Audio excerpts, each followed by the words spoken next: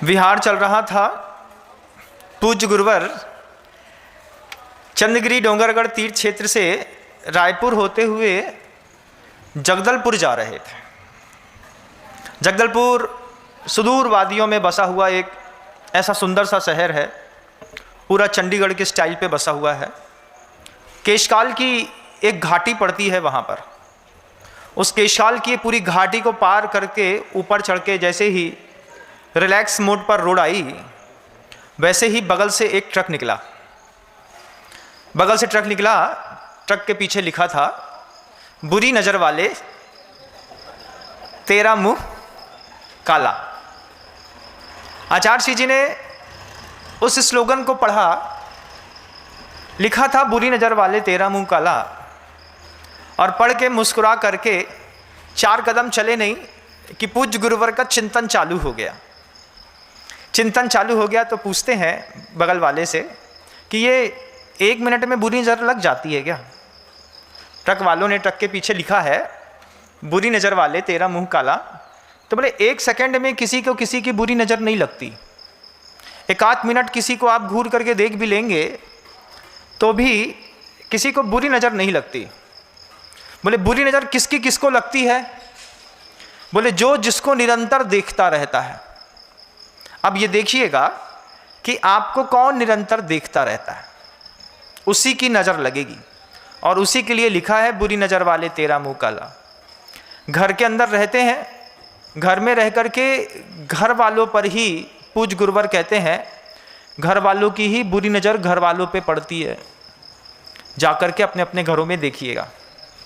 जो गाड़ी बगल से निकल गई, ट्रक 1 मिनट में निकल गया, उसको ना आप देख पाए ना समझ पाए। अरे क्या खाक बुरी नज़र डालेंगे उसके ऊपर? हम बुरी नज़र कहाँ पर डालेंगे? जिसका हमारा निरंतर संबंध और संपर्क होगा। हमारा निरंतर संबंध और संपर्क किससे है? हमारे इष्ट लोगों से है कि अनिष्ट लोगों से है? इष्ट लोगों से है महाराज। परिचित लोगों के बीच में जहाँ पर आप उठते हैं, बैठते हैं, खाते हैं, पीते हैं, सोते हैं, बुरी नज़र भी उन्हीं में से किसी की लगती है। अब पूज्य गुरुवर कहते हैं कि बुरी नज़र किसको लगती है? वो जो ट्रेन में आपको 1 मिनट के लिए मिला उसकी बुरी नज़र लग गई, बस स्टैंड वाले की लग गई, जिससे टिकट कटवाई उसकी लग गई, जिससे हमने 2 मिनट के लिए बहस करी क्या उसकी बुरी नज़र लग गई? नहीं। बुरी नज़र हमेशा जब भी कभी भी लगती है अपने परिचितों में से, अपने घर के अंदर रहने वाले घर वालों में। देखिएगा, जब कोई ससुर अपनी ही बहू पर, अपना ही है ना, सब अपना है, यहाँ कोई बुरा नहीं है, बाहर का नहीं है, लेकिन बुरी नज़र डालता है। बुरी नज़र वाले तेरा मुंह काला। कैसा काला? जब भाई के ऊपर बुरी नज़र डालता है। जब अग्निभूति और मरुभूति 2 भाई थे ना, है ना, पार्श्वनाथ और कमठ के जीव जब पूर्व पर्याय में थे तब भी यही हुआ था, घर में बुरी नज़र डाल ली थी। महाभारत हुआ उस समय भी घर में बुरी नज़र डाली। कभी भाई ने भाई के ऊपर, कभी भाई ने अपनी भाभी के ऊपर, कभी भाई ने अपनी बहू के ऊपर, कभी ससुर ने अपनी बहू के ऊपर, कभी भाई ने अपनी बहन के ऊपर। भाई बहन का रिश्ता कितना भी पवित्र क्यों ना हो, उसके बाद भी अकेले घर में दोनों को अकेला नहीं छोड़ते। क्योंकि लिखने वाले ने तो लिख के चला गया, पढ़ने वाले ने पढ़ लिया, लेकिन जब कोई बात गुरुदेव पढ़ते हैं, गुरुदेव कहते हैं इस बात को कि बुरी नज़र जो है वो कहाँ लगेगी, किसकी लगेगी? ग्राहक को, दुकानदार और ग्राहक के बीच में परिवार है ना, इसमें भी कोशिश करिएगा बुरी नज़र वाले तेरा मुंह काला। जिस भी दुनिया के जितने भी तमाम लोग जो व्यावसायिक केंद्रों पे रोज़ सुबह 7:30-8 बजे जाकर के बैठते हैं, जिन्होंने ये इशूज़ बना के रखे हैं कि मुझे खूब पैसा कमाना है, उनको पैसा कमाने की टेक्निक नहीं आती। पैसा कभी भी दुकान खोल करके नहीं कमाया जाता। पैसे कमाने के लिए दुकान जरूरी तो है, लेकिन अगर आप ये सोचते हैं कि दुकान में बैठ करके हम दिन भर सुबह 7 से रात को 10 बजे तक बैठेंगे, हर आने वाले ग्राहक को थोड़ा झूठ बोल करके 2-2, 5-5, 10-10, 100-100, 50 रुपये कमाएंगे, फिर आप किसी दिन करोड़पति बन जाएंगे। जिनकी ये पॉलिसियाँ होती हैं कि हमको दुकानदार को, ग्राहक को काट करके हमको पैसा कमाना है, ऐसे लोग बहुत जल्दी असफल होकर के अपनी दुकानें बंद करके चुपचाप घरों में बैठ जाते हैं। पैसा कैसे कमाया जाता है उसकी टेक्निक है बंधु, कि आपने मान लीजिए एक किराने की दुकान खोली है, आपने मान लीजिए एक हार्डवेयर की दुकान खोली है, उस किराने की दुकान हो या हार्डवेयर की दुकान हो, आप उस दुकान के निमित्त से जो ग्राहक आपके घरों के अंदर आते हैं, दुकान के अंदर आते हैं, उनसे सबसे पहले अच्छे संबंध बनाए जाते हैं। जब आपका आपके कस्टमर से अच्छा संबंध बन जाता है तो संबंध के पीछे धन भूसा के जैसा चुपचाप चला आता है। आप बड़ी बड़ी दुकानें, इंडस्ट्रियां चलाते हैं, आप देखिएगा कि कितने कस्टमर्स ऐसे हैं जिसके आपके पारिवारिक संबंध हैं, जिनके आपके बहुत अच्छे संबंध होते हैं, उनके पीछे, संबंधों के पीछे धन का विज्ञान है, धन के पीछे धन का कोई विज्ञान नहीं है। ग्राहक को दुकानदार कभी भी बुरी नज़र न लगाए। जब आप किसी ग्राहक को गलत प्रोडक्ट बेच देते हैं, गलत रेट पर बेच देते हैं, उस समय भी बुरी नज़र वाले तेरा मुंह काला। ये सबसे ज़्यादा काली पोती जाती है तो घरों के अंदर। गुरुदेव कहते हैं, पूछते हैं हम लोग से, हंस के मुस्कुराते हुए पूछ रहे थे कि बताओ ये बुरी नज़र क्या विरोधियों की लगती है? वे विरोधी भी तो कभी अपने रहे होंगे, उनके साथ, जिनके साथ आप हमेशा रहते हैं, जब कभी भी बुरी नज़र लगेगी आपको उन्हीं की लगेगी। अब वो चाहे स्कूल के टीचर हो, चाहे घर में रहने वाली कोई काम करने वाली बाई हो, चाहे माँ हो, चाहे भाई हो, चाहे पिता हो। तो फिर क्या करना चाहिए महाराज? एक छोटा सा संकल्प पूरी दुनिया के लोग अगर ले लें, सृष्टि और गृहस्थ जीवन कितना खूबसूरत हो जाएगा कि मैं अपने घर के लोगों को बुरी नज़र से नहीं देखूंगा। जिनको भी आप अपने घर का समझते हैं उनको मैं बुरी नज़र से नहीं देखूंगा। जैसे मैं दुनिया भर के जितने भी लोग मेरे पास आते हैं उनको मैं अपने घर का समझता हूँ। तो मैंने संकल्प किया है कि मैं दुनिया के किसी भी बंदे को बुरी नज़र से नहीं देखूंगा, क्योंकि मैं उसको अपना मानता हूँ।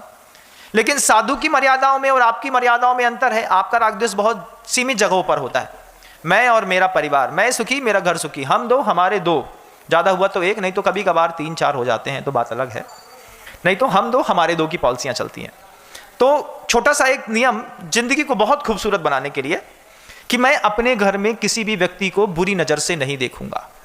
हमारे घर के अंदर काम करने वाले जो वर्कर्स हैं, हमारे घर के अंदर रहने वाली बहू हैं, बेटियां हैं, भाई हैं, पिता हैं, पुत्र हैं, मामा हैं, चाचा हैं, हमारे घर के अंदर रहने वाली गाय है, हमारे घर के अंदर रहने वाला मच्छर है, हमारे घर के अंदर रहने वाली छिपकली है।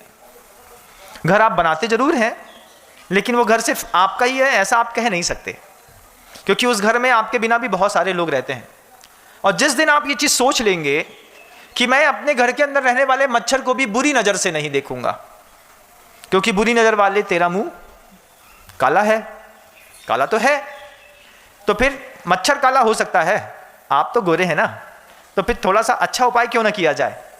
अच्छा उपाय क्या कहता है कि हम शाम के समय ऑल आउट लगाने की अपेक्षा दोपहर में 4:30, 5, पौने 6 बजे थोड़ी देर के लिए अपने दरवाजे और खिड़कियों को बंद कर देते हैं। बंद कर देने से शाम के समय में जितने मच्छर घरों के अंदर प्रवेश करते हैं वे मच्छर प्रवेश नहीं करेंगे, आप बहुत कुछ स्थिति तक सेफ हो जाएंगे। घर के अंदर ऑल आउट, घर के अंदर किसी प्रकार का पेस्टिसाइड डालने से अच्छा है हम घर के अंदर मच्छरदानी लगा करके सोएं। फिर हमारे यहाँ वसुधैव कुटुंबकम वाली भावना घर के अंदर लगने लगेगी। मच्छर भी हमारे परिवार का सदस्य है, वो रहता है, अब वो आ ही गया है, हमारे आश्रित है, तो मारने का अधिकार क्या है। छोटी सी कोशिश है बंधुओं कि हमारे आश्रित जो भी लोग रहते हैं और हम जिनके आश्रित रहते हैं, हम उनमें से किसी भी चीज में बुरी नजर नहीं डालेंगे। अगर आपने ऐसा सोच लिया तो आपकी ये जिनायतन जो है ये सोने चांदी के ढेरों से लबालब भर जाएंगे। मान लीजिए आप जिनालय को अपना मानते हैं, हमारा जिनालय, इस पर बुरी नज़र नहीं डालूंगा मैं। अगर आप जिनालय पे बुरी नज़र नहीं डालेंगे तो जिनालय की 1 रुपये की भी संपत्ति खराब नहीं होगी बंधु। मंदिर की प्रॉपर्टियों पर जब आपकी दुकानें बनी हो, मंदिर की प्रॉपर्टियों पर आपके मकान बने हो और आप रह रहे हो, और जब आपको पता है इस बात को कि आज की डेट में इस दुकान की किराया मात्र 30,000 रुपये महीने का है, लेकिन हमने तो 80 साल पहले लिया था इसलिए हम 800 रुपये देते हैं। बुरी नज़र वाले तेरा मुंह काला, क्योंकि तुमने क्या किया, भगवान की प्रॉपर्टी पर नजर डाली। दुनिया तो भाई का चुराती थी, पिता का चुराती थी, दुनिया के बहुत ज्यादा गिरे हुए लोग हैं, उन्होंने भगवान की प्रॉपर्टी चुरा करके अपने कब्जे में कर ली। उनको थोड़ा सा मौका क्या मिला, उनने भगवान का भी गला काटना शुरू कर दिया। कैसे काटना? दुनिया भर के लोग आए, तीर्थ क्षेत्रों पर अपनी पुण्य के उपार्जन से उपार्जित धन को दान देकर के चले गए। सामने वाले ने काम किया तो अपनी मर्जी के रेट लगा लगा के तीर्थ क्षेत्रों का पैसा अपने घर तक पहुंचा दिया। बुरी नजर वाले तेरा मुंह काला। सिखाना सबको, घर के अंदर भी छोटे से बच्चे को बताना है, महाराज जी कहते हैं बुरी नजर वाले तेरा मुंह काला। और बुरी नजर किस पे डलेगी? तो सिर्फ अपनों पर डलेगी।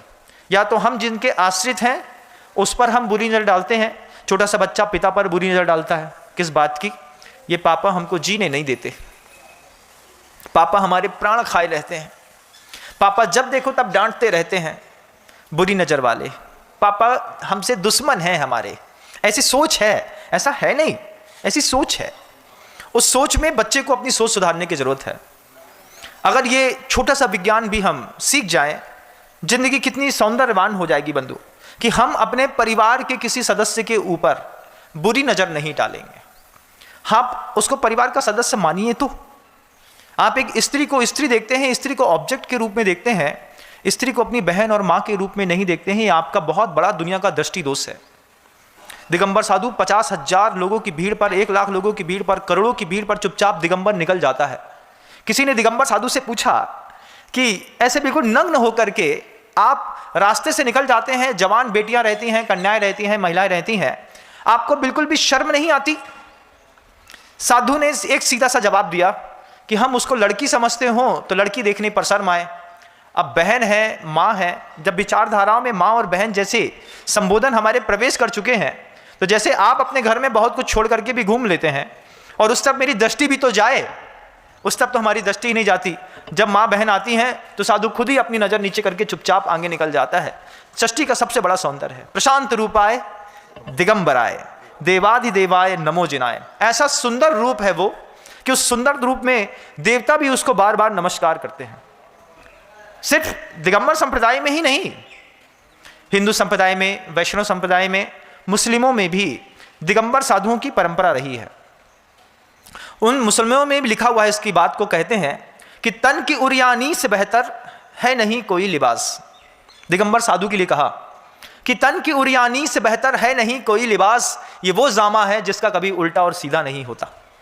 कहीं से भी पहनो दिगंबर एक जैसा दिखाई देता है, लेकिन नजर लगती है, साधु को भी नजर लगती है। फिर माँ बहनें को या करके उतार करके चले जाते हैं कि हमारे मुनि महाराज हैं, इनको नजर लग गई है, इनको उतार देते हैं। और हर अच्छे साधु की नजर तो समझदार माँ बहनें चौके में उतार देती हैं। जैसे महाराज का आहार पूरा हुआ, जितनी देर में मुनि महाराज कायोत्सर्ग के लिए बैठे होते हैं, उतनी देर में जो माँ बहनें जिनके घरों में आहार हुआ होता है, वे चाकू वगैरह ले आती हैं, नमक मिर्ची ले आती हैं, जिसकी जो विधियां होती हैं। जितनी देर में साधु मुनिराज कायोत्सर्ग करके फुर्सत होंगे, उतनी देर में मैं अपने साधु परमेष्टि की नज़र उतार देती हूँ, क्योंकि इनको भी किसी की नज़र न लगे। जैसे अपने घर के पुत्र की उतारते हैं, पति की उतारते हैं, पिता की उतारते हैं, ऐसे ही चौकों में जाकर के जब मुनि महाराज का आहार हो जाता है, आहार होने के बाद अरे महाराज इतनी साधना करते हैं, इतना तप करते हैं, इतना संयम ग्रहण करते हैं, इतना अच्छा उपदेश देते हैं, लोगों को संभालते हैं, कोई तो इनके बारे में भी बुरा सोचता होगा ना। तो अपनों में किसी की बुरी नजर न लग जाए, तो चौके में रोज माँ बहनें जाकर के वहां पे साधु की नजर उतार देते हैं। भैया अपने साधु हैं, इनकी नजर उतार दो। तो उनको कहीं बाहर जाकर के दीपक की जरूरत नहीं पड़ती। जब आप भगवान के सामने आरती उतारते हैं, उस आरती से भी, अग्नि से भी बुरी नजर उतर जाती है बंधु। तो बुरी नजर वाले तेरा मुंह काला। अपने आप को थोड़ा टटोल के देखिएगा कि हम अपने ही परिचितों के बीच में किसी पर बुरी नजर डाल करके बैठे हैं कि नहीं। आपको अपने अंतर्मन में अपराध बोध होगा बंधुओं इस बात का कि मुनि महाराज आप बिल्कुल सही बात कह रहे हैं। अपरिचित व्यक्ति की नजर कभी दुनिया में नहीं लगती। जब भी नजर लगती है परिचित व्यक्ति की ही लगती है। जब वो दूल्हा बन करके आपका बेटा तैयार होता है तो उस अच्छे बेटे को माँ की नजर लग जाती है। इसलिए अपने लड़के के विवाह में माँ कभी भी शादी में नहीं जाती। यहाँ बुंदेलखंड का ऐसा रिवाज है कि माँ जो है बारात में कभी भी माँ नहीं जाती, क्योंकि माँ ने बच्चे को शिशु से गर्भावस्था से पाला है, पोसा है, बड़ा किया है। अब माँ ने उसके साथ जिंदगी के 20, 22, 24, 26 साल गुजारे हैं। अब वो माँ किसी और स्त्री के हाथ में अपने पुत्र को दे और उसमें माँ की नज़र लग जाए कि अरे हमारा बेटा तो तैयार होकर के बहुत सुंदर दिख रहा है, कितना अच्छा दिख रहा है, लेकिन अब वो हमारा नहीं रहेगा, तो किसका हो जाएगा? अब वो दूसरी कन्या आ गई है, अब वो उसके साथ प्रेम स्नेह से रहेगा, तो माँ की नज़र लग जाती है। तो माँ भी बारात पर कभी नहीं जाती बंधुओं दूल्हे की, वो घर पे बैठी रहती है। शादी करके जब वो दूल्हा विवाह करके घर के अंदर आ जाता है, फिर सारे मंगलाचार इत्यादि फिर करने लगती है। बुरी नज़र वाले तेरा मुंह काला। तो क्या करें महाराज कि घर में रह करके और एक दूसरे को बुरी नज़र ना लगे। पति पत्नी को लगाता है, पत्नी पति को भी लगा देती है। कई बार दंपति में जबरदस्त फाइटिंग होती है। फाइटिंग समझते हैं? फ्लाइटिंग नहीं, फाइटिंग, समझ रहे हैं? हाँ। तो ऐसे ही एक बार हमारे पास हुआ। हमारे पास एक दंपति आए और उनकी श्रीमती जी हमसे कहती है, महाराज जी हमारे श्रीमान जी को समझाइए, ये फाइटिंग बहुत करते हैं। हमने कहा क्यों? बोले चांटा मारते हैं। हमने दंपति को लड़ने की कला सिखा दी। वैसे साधु शांत होने की कला सिखाता है, लेकिन हमने उसको लड़ने की कला सिखा दी। हमने कहा तुम, क्योंकि हम जानते हैं दुनिया का कोई भी दंपति है बिना लड़े तो रह नहीं सकता। सुबह नहीं तो शाम, शाम नहीं तो सुबह। जिससे प्रेम करते हैं उससे उसको छीछा बहुत छोलते भी हैं, उसको छिलाते भी हैं। तो फिर हमने दंपति से कहा कि जब कभी भी आपस में लड़ना, तेज तेज आवाज में लड़ना, खूब तेज आवाज में, कोई बुराई नहीं है, बस आंख बंद करके लड़ना। शब्दों की लड़ाई, जुबान से होने वाली लड़ाई को आंख से नहीं करना बंधु। आंख से जिस दिन आप आंख बंद करके अपने पति से लड़ने लगेंगे, या पत्नी अपने पति से या पति पत्नी से लड़ेगा, कमरे के अंदर बंद हो जाओ, चिल्लाओ ना। तुमको कितनी बार समझाया है, तुमको समझ में नहीं आता, चिल्लाओ। आप देखिएगा आपके क्रोध की शक्ति 80% तक खत्म हो चुकी होगी। हम 80% विवाद आंखों से करते हैं, सिर्फ 20% विवादों के लिए शब्दों की वर्णाओं का सहारा लिया जाता है। जिस दिन हम अपने परिवार के अंदर झगड़ा हो रहा हो, आंख में पट्टी बांध लो और झगड़ा शुरू करो। बोले हमें तुमसे झगड़ना है, बोले झगड़ो। हम भी आंख बंद कर लेते, तुम भी आंख बंद कर लो। एक बार कभी आंख बंद करके झगड़ने का प्रयास करिएगा, लगेगा झगड़ा बहुत शानदार और खूबसूरत निकला। कभी इंप्लीमेंट करके देखिए ना। देखो, साधु की कला सीख करके जिंदगी को संवार लेना चाहिए। कि महाराज बोलते लड़ने को मना नहीं किया, क्योंकि महाराज जानते हैं तुमने दाम्पत्य जीवन बसाया है, तुम लड़ोगे थोड़ी थोड़ी सी बात में, चाय में, कॉफी में, कभी सब्जी में, कभी भिंडी में, कभी परवल में, कभी टमाटर में लड़ोगे, तुम जरा जरा सी बात में लड़ोगे। लेकिन बस इतना सा कसम खा लो कि महाराज कहते हैं आंख बंद करके लड़ेंगे, आंख खोल के नहीं लड़ेंगे। इतने में जिंदगी खूबसूरत हो जाएगी और दुनिया में कभी किसी को नजर न लगेगी। गुरुदेव ने उस ट्रक के पीछे लिखा हुआ 2 शब्द क्या पढ़ा? बुरी नजर वाले तेरा मुंह काला। और बस गुरुदेव ने इतना ही पूछा था हम लोगों से कि बताओ नजर परिचित की लगती है कि अपरिचित की लगती है? वो ट्रक वाला तो धक्का मार के निकल गया, अब उसको हमारी क्या बुरी नजर लगेगी? हम उसको देखें तब तो। लेकिन जब आप निरंतर किसी पेड़ को देख करके उसको बैड वाइब्रेशन देते हैं, जब आप निरंतर अपनी गाय को, जब वो दूध देना बंद कर देती है, उसके बाद आप बार बार उसके बारे में नज़र लगाते हैं किस बात की, कि अब इसको तो कसाई के यहाँ बेच देते हैं, किसी को भी बेच देते हैं, गौशाला में डाल देते हैं, किसी को दान कर देते हैं।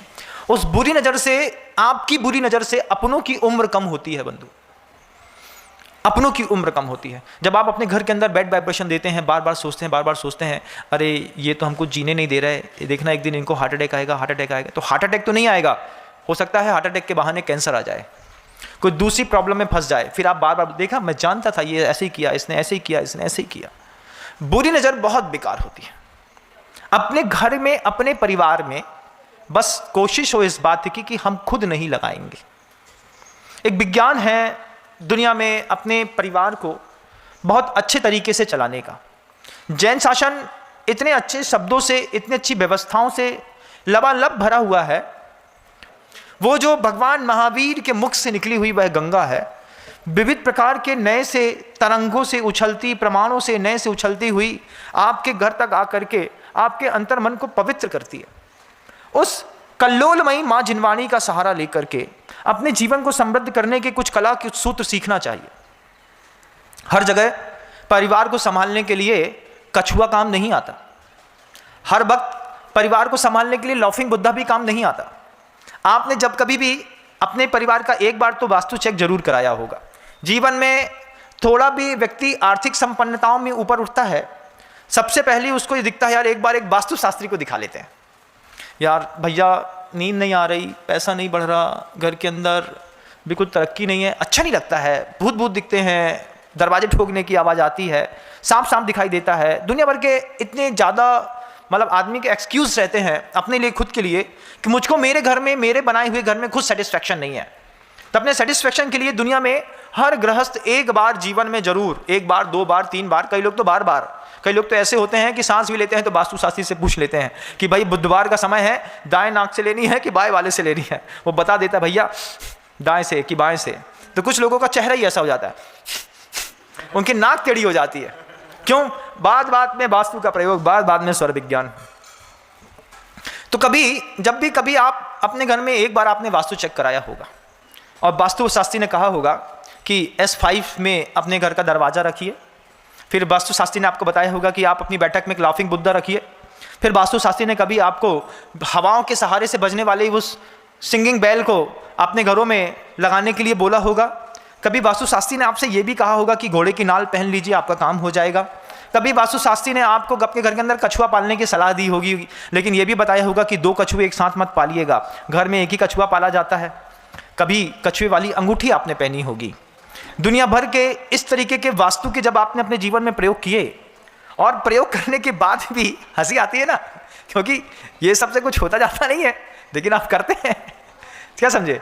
तो ये सारे प्रयोग किए, लेकिन सर्वज्ञ परमेष्टि श्रमण महावीर स्वामी कहते हैं कि यदि या वाग गंगा विविध न कल्लोल विमला, अगर आपने भगवान महावीर की देशना से एक वास्तु की अंगूठी अपने उठाई होती, एक वास्तु विज्ञान प्रभुवर भगवान महावीर का ऐसा है कि अपने घर की, अपने पूरी की पूरी जीवन की हर परेशानी मिटाने के लिए भगवान महावीर स्वामी बार बार इस बात को कहते हैं कि अपने घर के अंदर रहने वाले प्रत्येक व्यक्ति की लेस्या क्या वास्तु बदलिए। महाराज ये क्या है? लेस्या का वास्तु होता है बंधुओं, घर के अंदर आदमी की, प्रत्येक जीव की अपनी अपनी परिणतियां होती हैं। आचार्यों ने बहुत सरल शब्दों में लेस्या की परिभाषित करते हुए कहा, कसायानुरंजित योग प्रवर्तित लेस्या, कसाय से लिपि पुती, कसायानुरंजित, जैसे आप थोड़े बहुत केले को उठा करके और बेसन के घोल में पूरा का पूरा डुबा देते हैं, ठीक ऐसे ही कसायानुरंजित योग प्रवर्तित लेस्या। लेस्या क्या है? कसाय से लिपि पुती, मन की, वचन की, काया की प्रवृत्ति का नाम लेस्या है। अब वो लेस्या क्या करती है घर के अंदर? उसी लेस्या के माध्यम से घर के अंदर बुरी नजर लगती है बंधु।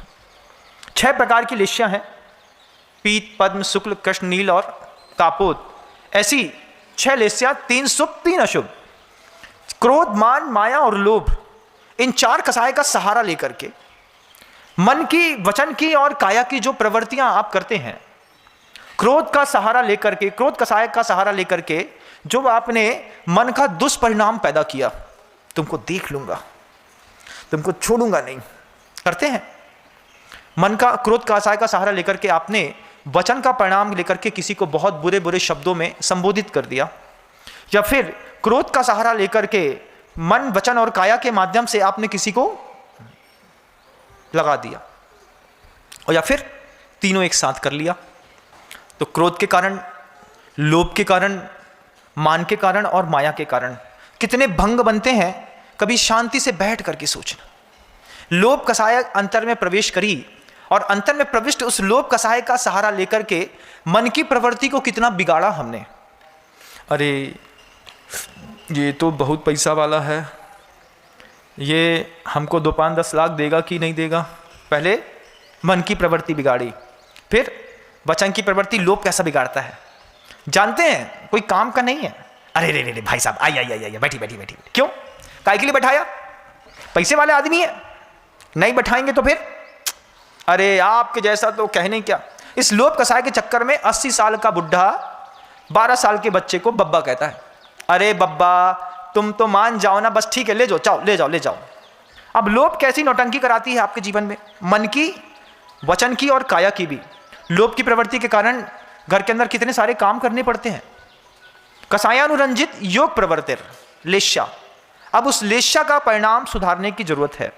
आचार्यों ने बहुत सारे उदाहरण दिए हैं, उसमें सर्वाधिक प्रसिद्ध आता है तो एक पेड़ का उदाहरण आता है कि 6 युवक जो हैं एक साथ निकल रहे हैं और एक अच्छे समृद्ध पेड़ में बहुत सारे आम लगे हैं और 6 के 6 युवकों के मन के अंदर आम खाने की इच्छा होती है, लेकिन उसमें सबसे निकृष्ट प्रवृत्ति वाला जो व्यक्ति है वो जब आम खाता है तो सबसे पहले कुल्हाड़ी उठा करके आम का पेड़ तोड़ देता है।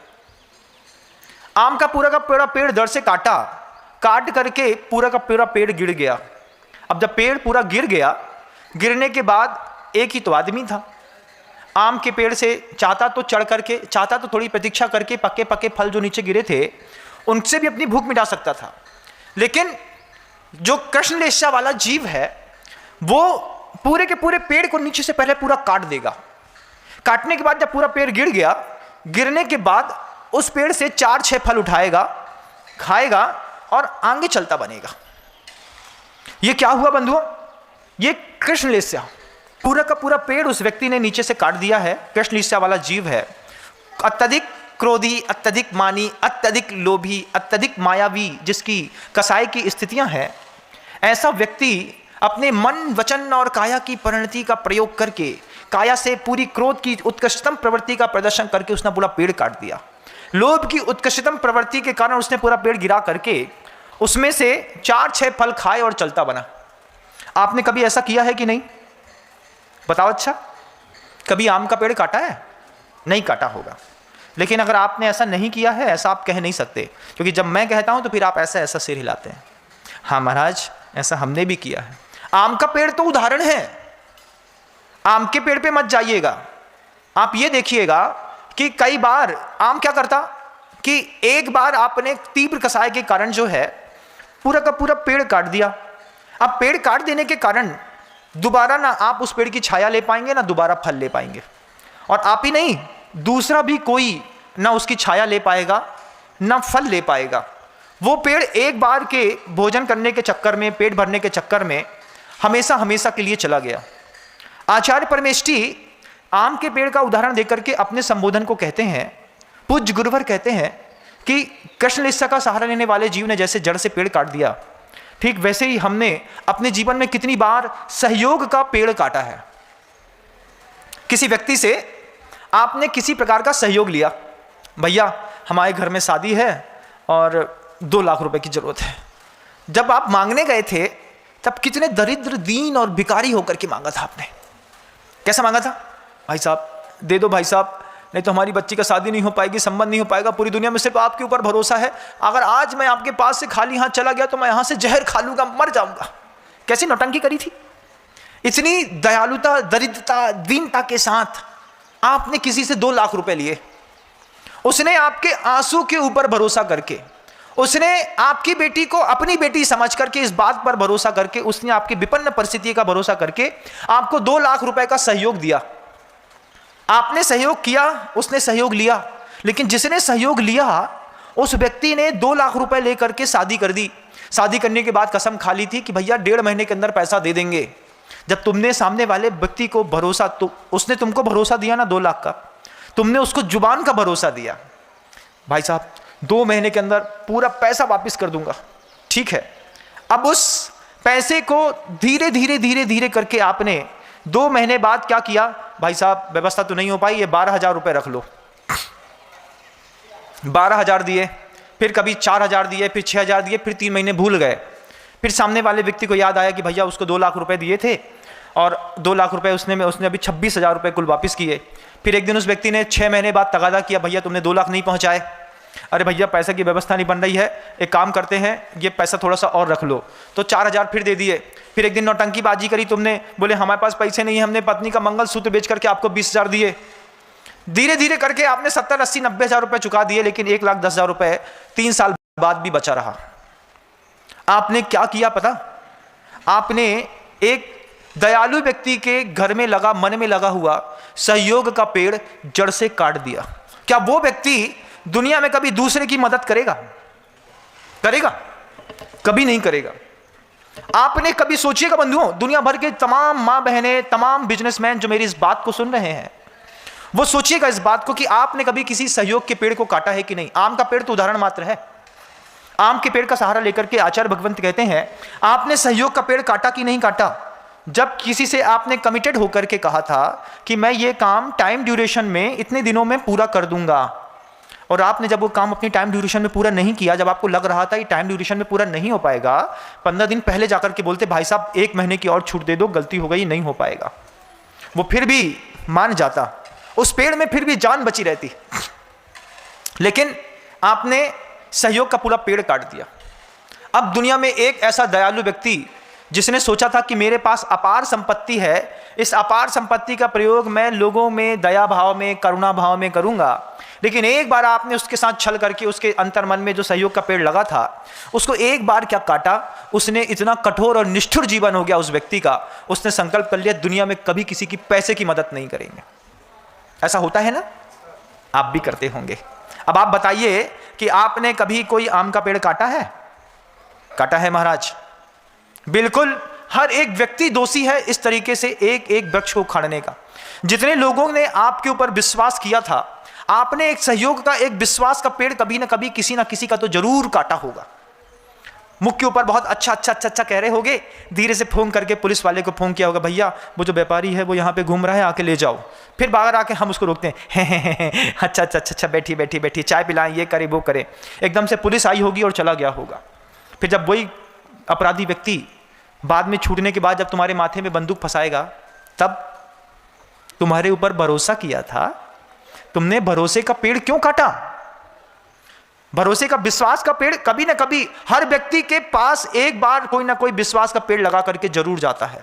और जब विश्वास का पेड़ आपके जीवन में कोई लगा करके जाता है तो फिर आपकी जवाबदारी बनती है कि उसने हमारी भूमि पर विश्वास का पेड़ लगाया है, उस विश्वास के पेड़ को सिंचित करना, पोषित करना हमारा काम है। अगर इसके विश्वास का पेड़ हमसे टूट गया तो दुनिया में कभी ये किसी और के घर में जाकर के विश्वास का पेड़ नहीं लगाएगा। आपने सहयोग का पेड़ तोड़ा है। साधु साध्वी भगवंत भी, हम लोग जब विहार करते हैं तो हम लोग देखते हैं, एक अच्छे स्कूल पे गए, स्कूल वाले ने स्कूल देने से मना कर दिया। स्कूल नहीं देंगे। क्यों नहीं देंगे? क्योंकि आपके जैसे पहले भी कोई साधु आए थे, वे साधु हमारी पूरी स्कूल गंदी करके चले गए। हमारे स्कूल के बैकग्राउंड में उन साधुओं ने जंगल हुआए, शौच कर लिया, कहीं लघुशंका कर दी, कहीं पे खाना बनाया तो पूरा का पूरा मचा के चले गए, टॉयलेट चौक करके चले गए श्रावक। जब किसी व्यक्ति ने आपको, आपके साधु भगवंतों को, श्रावकों को रहने के लिए बियाबान जंगल में अपना होटल, अपना कमरा, अपनी धर्मशाला, अपना स्कूल दिया था, उसने सहयोग किया था ना।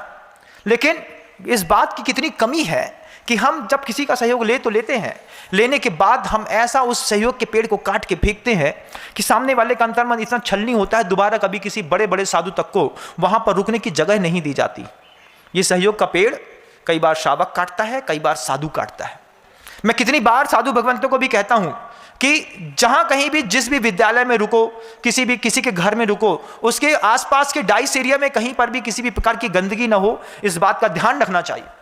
साध्वी भगवंतों को भी इस बात को सीखना चाहिए कि वे दुनिया भर के जितने भी साध्वी भगवंत हैं जो बिहार इत्यादि के समय पूरी की पूरी स्कूलों में आगे पीछे जाकर के जो खराब कर देते हैं, उसके माध्यम से पीछे आने वाले साधुओं के लिए रास्ते रुक जाते हैं। क्या आपने कभी ऐसा सहयोग का पेड़ काटा है? काटा होगा। सहयोग का पेड़ कैसा काटा है लोगों ने कि वह दुनिया भर के लोगों को सौंदर्य, सुख और शांति प्रदान करने वाली वो मां गंगा, एक बार उसका सहयोग ले लिया, बड़ी बड़ी इंडस्ट्रियां लगा ली गंगा नदी के तट पर, यमुना के तट पर। वो यमुना कोरोना के टाइम पे इतनी पवित्र और निश्चल और शांत हो गई थी कि आदमी यमुना के नीचे जाकर के अपना चेहरा देख सकता था। ऊपर से पत्थर नीचे दिखाई देते थे। कोरोना के 2 साल में यमुना में कोई भी प्रकार का बिल्कुल भी पॉल्यूशन नहीं था, लेकिन इंसान ने माँ यमुना का, गंगा का, नर्मदा का, गोदा का, इनका उपयोग तो किया, माँ का सहयोग लिया, पूरे जल का सहयोग लिया, पूरी इंडस्ट्री लगाई, पैसा कमाया और पूरे के पूरे जितना भी इंडस्ट्री की गंदगी और केमिकल निकलता था, पेस्टिसाइड निकलता था, जंक निकलता था, पूरा का पूरा नदी में प्रवाहित कर दिया। आज दुनिया में गाना बन गया, राम तेरी गंगा मैली हो गई, पापियों के पाप धोते धोते। क्या हमने गंगा का सहयोग का वृक्ष नहीं काटा? आज उस गंगा में पलने वाली मछली को जब आप खाते हैं, जब आप यमुना में पलने वाली किसी भी जीव जंतु को, सी फूड्स को अपने भोजन का विषय बनाते हैं, तो इंडस्ट्री से बह करके आए हुए छोटे छोटे कणों को मछलियों की आदत रहती है। मछलियों की आदत रहती है कि पानी में साफ करने की, गंदे में रहती हैं तो साफ कर देती हैं। जब कभी भी आप स्पा सेंटर में जाएंगे, कभी आपने स्पा में कभी भी फिश स्पा लिया होगा, जब आप अपने फुट की पैडिंग कराने के लिए और आपने बहुत बड़े जार पे पैर डालते हैं और छोटी छोटी हजारों मछलियां आपके पैरों में लग करके आपकी जितनी भी डेड स्किन्स और सेल्स हैं पूरी की पूरी खा करके बिल्कुल पैर को बिल्कुल चिकना कर देती हैं। मछली की आदत है पानी को बिल्कुल साफ रखती है। अब उसी साफ पानी में, माँ गंगा के पानी में, यमुना के पानी में, गोदा के पानी में, नर्मदा के पानी में, जब बड़ी बड़ी इंडस्ट्रियों के लोगों ने, इंडस्ट्रिस्ट ने अपना पूरा का पूरा दोहन करके निकलने वाले जितनी गंदगी है वो पानी में बहा दी और गंगा में मिला दी, सारी मछलियों ने खा ली। सारी मछलियों को आपने खा लिया। उसमें रहने वाले और भी जो सी के जो और भी अलग स्पीसीज रहते हैं उनको आपने खा लिया। अब धीरे धीरे क्या हुआ कि कारखाने में जो जहर निकला था मछली का माध्यम बना करके आपके शरीर के अंदर आ गया। अब महाराज से जाकर के बोलते हैं, अरे महाराज हमारे पेट में लीवर का कैंसर हो गया, आंतों में कैंसर हो गया, किडनी में कैंसर हो गया, रीढ़ की हड्डी में कैंसर हो गया, बोन मैरो ट्रांसप्लांट कराना है, आंख की ज्योति चली गई है, गठिया बाद हो गया है, जगह जगह डॉट्स बन गए हैं। इनके पीछे क्या है? वो जो सहयोग का पेड़ प्रकृति ने आपके लिए लगाया था, आपने अपनी कृष्ण लेशा का प्रयोग करते हुए 4 फल खाने थे। अरे गिरे हुए फल को खा के काम चला सकते थे, तुमने पूरा का पूरा सहयोग का पेड़ ही गिरा दिया। जिस व्यक्ति से हमने सहयोग लिया अंतिम अवस्था में कभी भी उसको सहयोग देने की हमने भावना नहीं भाई। ट्रेन में भी देखिएगा, मूंगफली के छिलके चाहें तो खिड़की से बाहर भी फेंक सकते हैं, लेकिन लोकल ट्रेनों में, जनरल डिब्बों में पन्नी में अगर मूंगफली रखी है तो उसी मूंगफली को खाली करके आप उसमें भी पन्नी के छिलके भर के एक साथ भी आप बाहर रख सकते थे, लेकिन कभी आपने ऐसा नहीं किया। दुनिया में जहां कहीं भी गंदगी दिखे, सहयोग का वृक्ष आपने सुरक्षित रखा होता तो दुनिया में एक भी जगह कहीं पर भी किसी प्रकार की गंदगी नहीं दिखती। विदेशों में जाकर के एक बिस्लरी की खाली बटल भी रोड पे फेंक के दिखाइएगा, तुरंत $50 का जुर्माना होता है। क्यों? क्योंकि वहां की कॉन्स्टिट्यूशन इतने टाइट है कि सहयोग का वृक्ष खराब नहीं करना। समाधान बहुत सुंदर तरीके से खोजिएगा अपने जीवन में और देखिएगा कि कहीं कभी आपने अगर किसी के सहयोग का पेड़ काटा हो तो उस पेड़ को दोबारा जीवित करने का प्रयास करिए, जिंदा हो जाएगा। किसी का पैसा मार लिया हो, किसी की रकम मार ली हो, किसी बच्चे को परेशान किया हो, घर के अंदर बुरी नजर डाली हो, घर के अंदर का पैसा चुराया हो और अपने ही घर में घात लगाया हो, जाकर के सिर्फ कन्फेस करने की जरूरत है। आप अपने माता पिता से कह दीजिएगा पैसा मैंने चुराया था, गलती हो गई, दोबारा नहीं करेंगे। ये विश्वास का पेड़ घर के अंदर लगाइए। और घर के अंदर जो आपने सहयोग का पेड़ काटने की कोशिश कर दी है कि पिताजी बैठे हैं तो हम नहीं करेंगे, ऐसा नहीं करेंगे, जिस भी संस्था में, जिस भी संघ में, जिस भी समुदाय में, जिस भी कम्युनिटी में, किसी भी सोसाइटी में अगर सहयोग का पेड़ नहीं लगता है, वो सोसाइटी, वो कम्युनिटी, वो संस्था, वो संघ बहुत देर तक टिक नहीं पाता। विभाजन उसमें निश्चित होता है, निश्चित। किसी भी संघ का कोई सदस्य हो, साधु भी क्यों ना हो, लेकिन अगर वो सहयोग का पेड़ नहीं लगाता है तो विभाजन संभव है, होगा ही होगा, क्योंकि आपने सहयोग का पेड़ काटा है। अपने अगर आपके जीवन में ऐसा लगता हो कि हमसे भी ये गलती हो गई है तो उद्बोधन के माध्यम से अपनी गलती सुधारने का प्रयास करिएगा।